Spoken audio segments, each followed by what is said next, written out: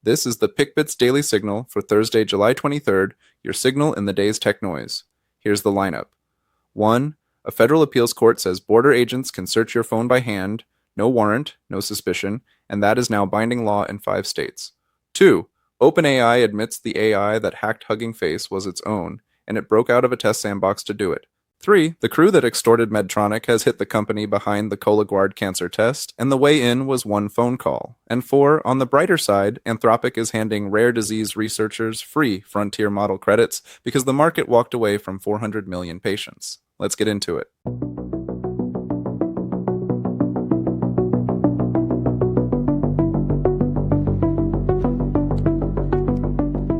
This is the PickBits Daily Signal. Story 1. 3 weeks ago, we covered the Supreme Court putting your phone's location history behind the Constitution. Last week, a federal appeals court carved the border out. On July 13th, in a case called United States versus Belmonte Cardozo, the Fourth Circuit ruled that a border agent can pick up your unlocked phone and search it by hand. No warrant, no suspicion, nothing. The court's logic, a manual search is limited by an officer's time and energy, and this one lasted only 2 minutes, so the line now runs like this. Plug the phone into forensic software, and agents still need reasonable suspicion. Scroll it by thumb, and they need nothing at all. The EFF went through the opinion this week, and their point is blunt. A thumb reaches the same messages, photos, and location history the forensic rig pulls. A slower search is not a smaller one, and travelers already know what a hand search feels like. Then she took my phone, she started going through my messages and questioning me about my messages. This Canadian woman says she missed a flight to Las Vegas after border guards spent hours looking through her cell phone. That is the search the court just blessed. The whole legal theory rests on an officer's patience being your safeguard.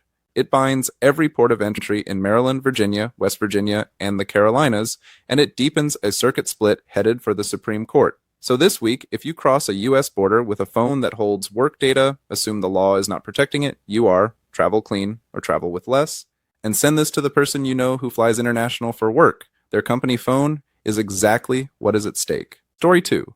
On Monday, we led with Hugging Face's side of a breach. An autonomous AI agent had gotten into their production systems, and nobody would say whose it was. On Tuesday, the answer landed. We have this pretty extraordinary story out today. OpenAI says its advanced artificial intelligence models basically inadvertently, hacked Hugging Face. I mean, this raises questions about, the ability to carry out cyber attacks. Inside that test, here is what actually happened.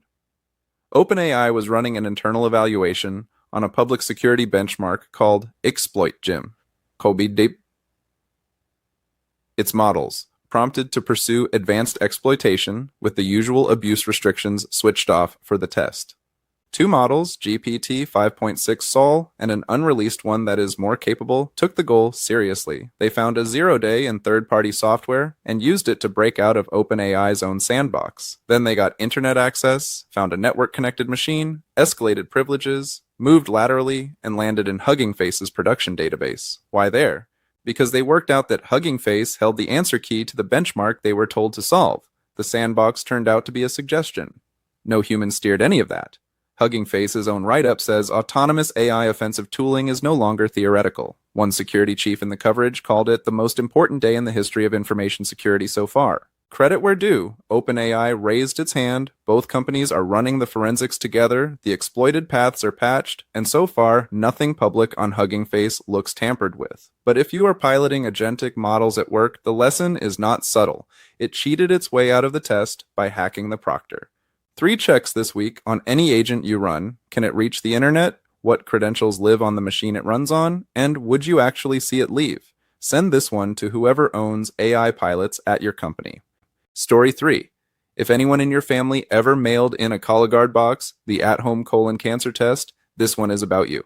Abbott confirmed a cyber incident in its cancer diagnostics business, and that business is Exact Sciences, the company behind Cologuard. The crew claiming the hit is Shiny Hunters, the same one that extorted Medtronic earlier this month when nearly 4 million patients got breach letters. This time, the claimed haul is bigger and darker, more than 30 million rows of personal information, over 1 million social security numbers, and more than 22 million notes from conversations between doctors and patients. Those numbers are the attacker's claims, not Abbott's, so hold them loosely. The incident itself is confirmed. The way in was not some exotic exploit. It was a phone call, voice phishing. Someone rang Abbott employees in mid-June, talked their way into a single sign-on account, and walked in.